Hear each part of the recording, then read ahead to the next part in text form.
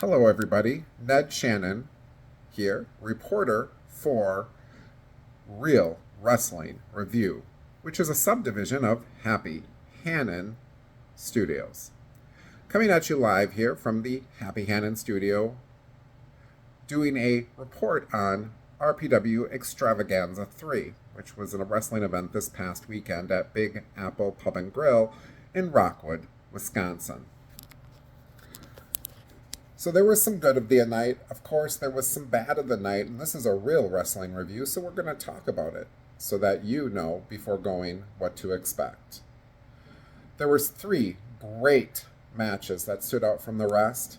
Heather Reckless versus Maggie Lee was a banger of a match.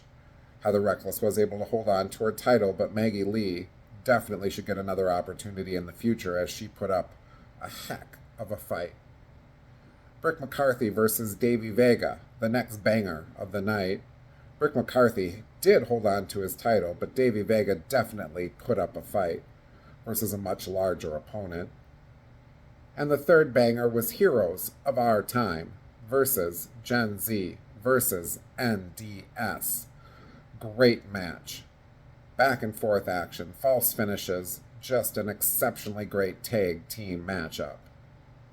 All the other matches were good, but not a banger of a match.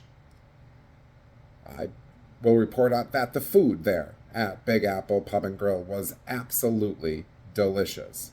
I had a bacon cheeseburger, french fries, and an old-fashioned. All 3 were bangers. Then we get to some of the downs of the night. This reporter has been to many different wrestling promotions here in Wisconsin and has only once before been told he couldn't use his professional-ish camera. This time he was told that while he could use his professional-ish camera, that he could not use his flash. Now, of course, I've heard that at a WWE event or an AEW event, that, hey, we can't have you using your flash photography. And I guess that is definitely understood as they're videotaping and live, and that would, affect that.